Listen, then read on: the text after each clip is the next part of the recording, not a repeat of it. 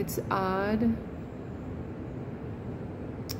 to be in a moment that you know has completely altered the trajectory of your life. And obviously, every moment is like that.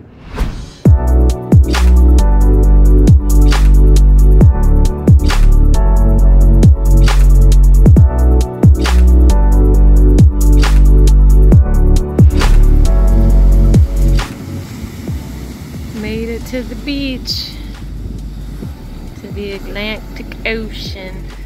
We are in Delaware, Massachusetts. We were in Delaware 10 minutes north, and now we're in Massachusetts and hanging out here at this hotel all week. Doing a little combo between the camper and the hotel. Working, playing, resting, sunning. Life's good. Life's good.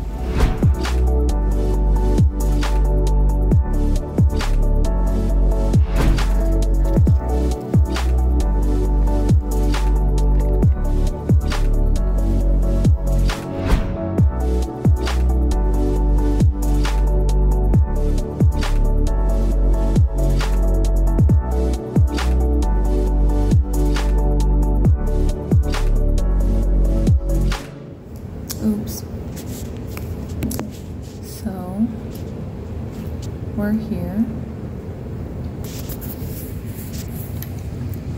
in the El Paso airport.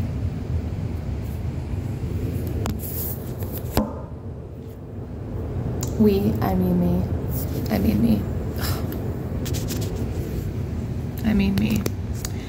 I mean me because Tim and I broke up today. Mostly in shock, like shock, numbness.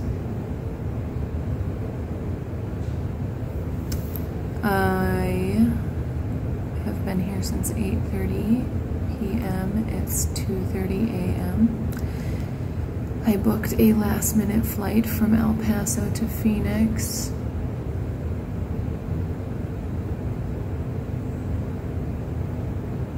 And I'll go to Phoenix and I will go to Prescott and get my Jeep and my other belongings. I packed as much as I could over there. I have a suitcase, a backpack, my work bag, and I am typing away. I have a book project that's due, and this I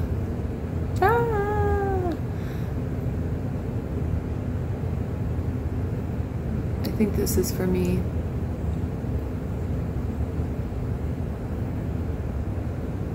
It's odd to be in a moment that you know has completely altered the trajectory of your life. And obviously, every moment is like that. But this one feels a little more monumental, a little more memorable. I was thinking, at 8:30 I was talking on the phone with my best friend, and I was like, I am on the curb at an airport in El Paso, Texas, going through a breakup. Like, what is life?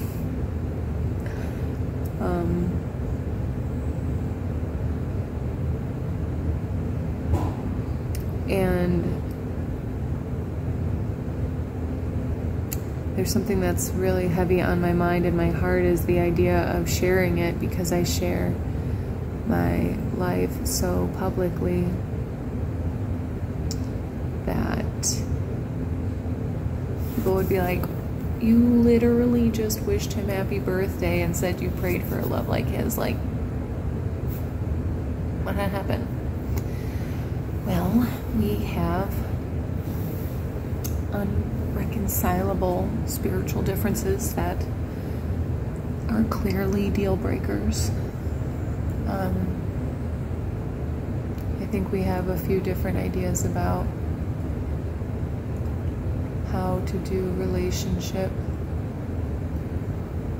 past and present and future, meaning past relationships, the current one we had, the past one we had, and how to incorporate all of them, including the relationship spiritually.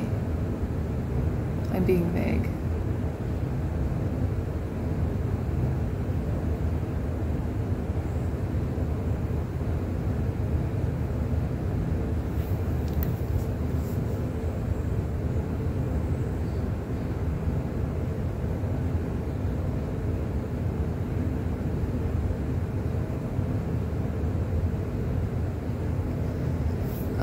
There's a flip side to this, which is that I'm all right. It's freezing in the airport, so I'm mostly uncomfortably cold. But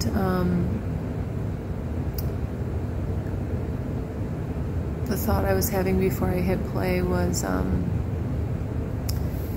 am okay. My first divorce broke me. Broke my whole identity. And my brain and my heart, for that matter. And it caused me to really like question everything. And I did a lot of like triumphantness, I don't know, of like coming back, which was essential, all part of it. But my second divorce,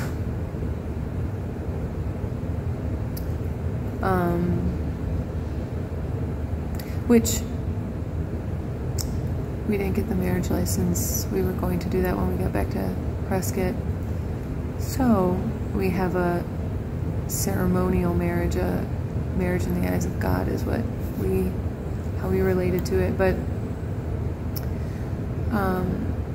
my second divorce reminds me that I am an energetic being having a human experience, and that it's gonna be all right. It's actually what I wrote about in Alchemizing Judgment. Too bad though, I called him my husband in Alchemizing Judgment. So now I'll have to rewrite that book. Second edition coming soon.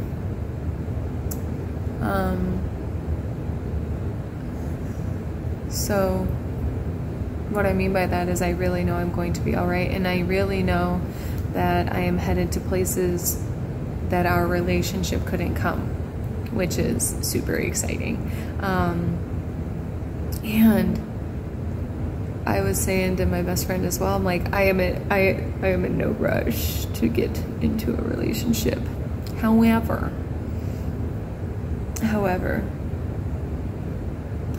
I hold the faith that there is, like, can you imagine there gets to be a man more aligned than that? And I thought we were pretty damn aligned. I married the guy I agreed to marry the guy because I thought we were super aligned. But spirituality was the deal breaker.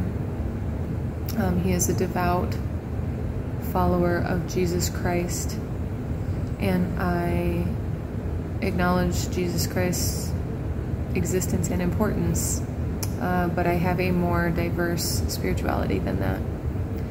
And it was something that we could not co-create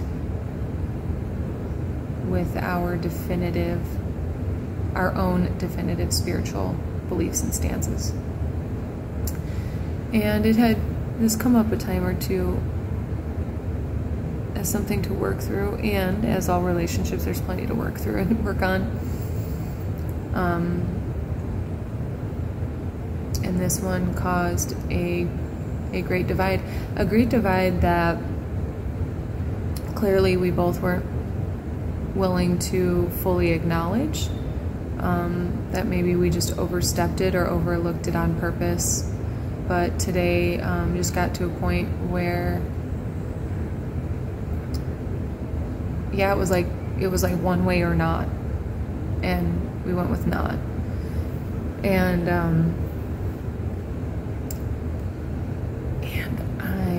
I'm not sad. There's a part of me that's like embarrassed. I feel childishly hopeful about things. So I'm like, yeah, it's fine. Yeah, it's great.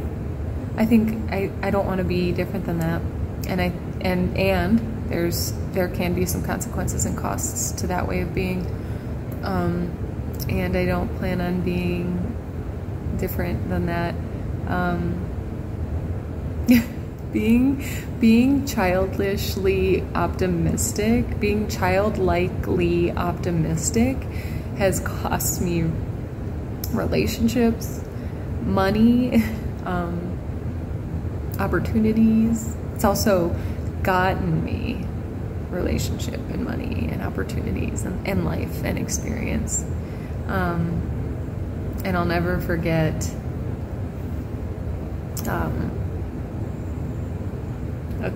a life coach saying, you signed up for a full life, therefore you signed up for the full range of emotions. And dang, have I felt them. Not so much in this moment. Like I said, I could still be in shock. It just happened a couple hours ago. More like, well, still a couple hours ago. It was earlier this afternoon. And we kind of came to that conclusion.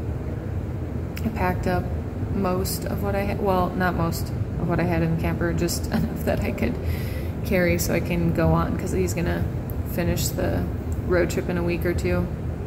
And I am gonna head to Phoenix and figure out what's next. Phoenix, and then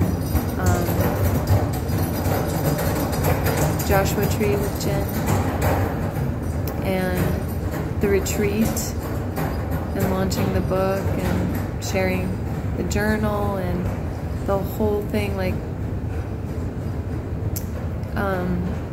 Talking to the Trees comes out Thanksgiving Day, and that book is about my first breakdown, and I am no longer fully human in the way that this means so much. I love that guy. I have love for him. It's great in many ways.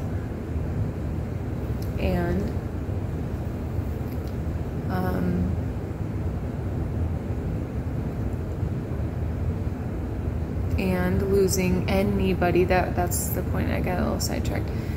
Losing anybody at any time is a possibility. Whether that be death or separation. And I think it also is completely aligned with my minimalist lifestyle. I packed literally all I could carry, and then some. I made sure to pack my box of crystals. Please, I hope it gets to go on the plane. I hope they don't make me throw my crystals away. Like, that would be madness. But I would cry over that one. I'd shed a tear. That none of it matters anyways. Like, if I have to throw my crystals away, then bless them. I'll go put them out in the smoking garden instead. Oh, that would be sweet. Anyways.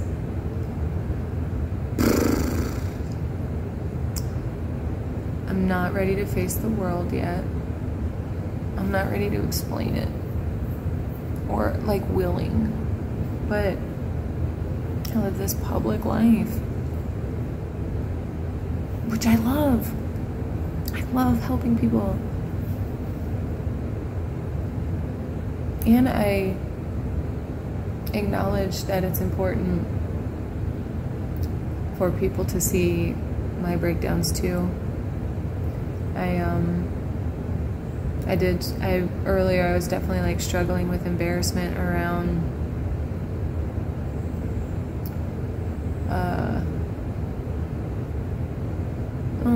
they probably, you know, people will think I put up a front about things being good.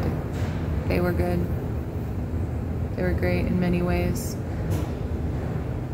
And we do not agree spiritually. And that's specifically for Tim, that is a non-negotiable foundational piece.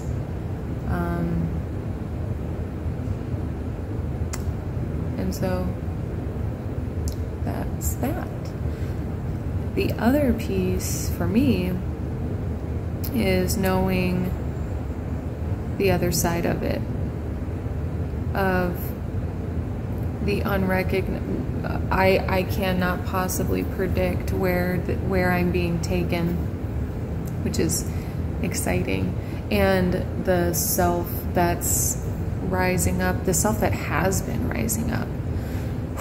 The self that has been rising up, y'all, she is fierce, and she don't fuck around, she don't play.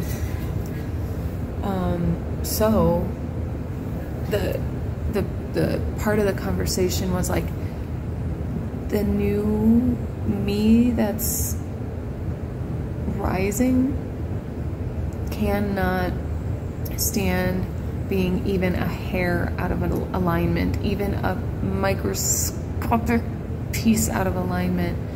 And I can feel it in my body, and I can feel it in my energy and my frequency, and so I have, like, it's been really important to acknowledge that. And I don't, like, not just what's going on right now with breakup, that's in business, in identity. I don't think that this is rocking me as much, because I've been dying death after death after death for weeks. Layers have just been coming off of me. It's been phenomenal. And so it's like, I literally thought, like, oh my gosh, like I was calling in a shift.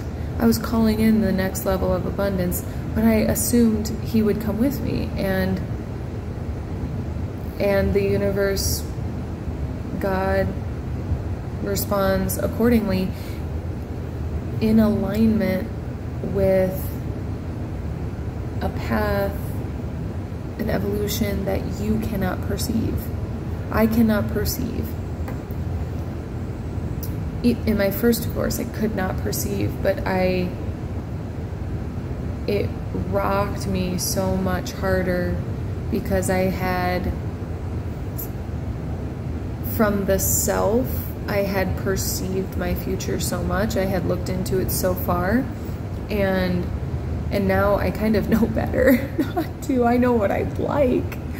I know how I would like it to go, but Spirit very often has another plan for that. I can imagine it's good for him and the spiritual journey that he's walking. And I trust. I trust because I trust in what's good, and I trust in a good God, and I trust in the highest good of all. And that's what I teach, and that's what I will continue to teach, because I believe in it. And that's why I am not here. It's still awkward. It's like, was the whole last year like a dream? Like, I was processing this evening, and I started to delete pictures. It was one of my coping mechanisms, I guess. I started to process, and I was just like, that just went away. It just came quickly, and it went quickly. But that's what I sense happens when you're in alignment. So I don't doubt it. I don't regret it. I think we did our best. I think we especially did our best to love each other. And I think we were doing our best to love each other in a way that we ignored spiritual differences that mattered and made a difference.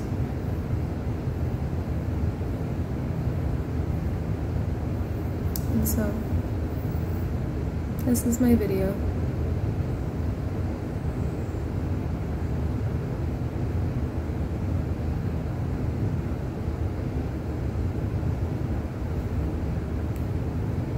Ugh, mess my eyes up.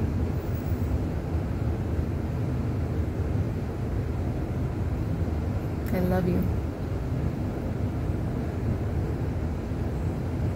You have a fire in you that no wind or water may put out. And you know it.